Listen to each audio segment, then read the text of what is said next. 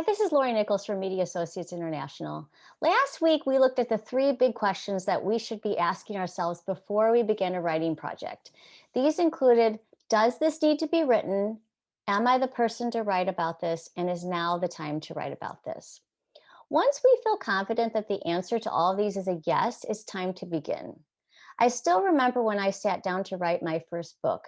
I had been ruminating on this idea for well over 6 months, and I was excited to begin and anxious just to see where things would go. By that time, I had compiled so many thoughts in my head that I was ready to just get them down on paper. But even as I began writing, I quickly found two things to be necessary, and both of these involved permissions.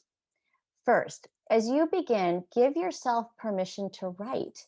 This means carving out set times each day or each week to write, even when you know that for a season you may have to let something else go. Books don't write themselves, and unless we have a plan to write, we may find that we're too distracted by other things.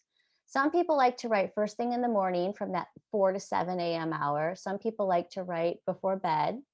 And some people carve out 1 to 2 solid days a week just to write.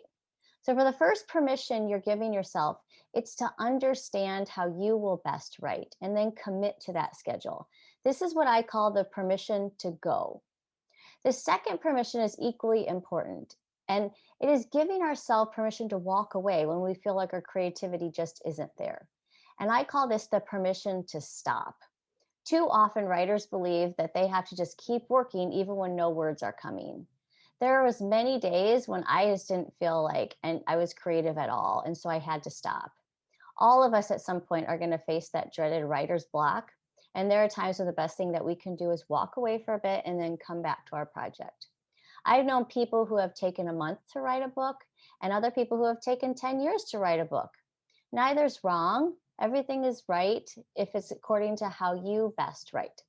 So, as we get to writing, give yourself these two permissions, the permission to go and the permission to stop. And this is going to help set you up for success. Next week, we're going to look at sources of inspiration for you as you write. We'll see you next time.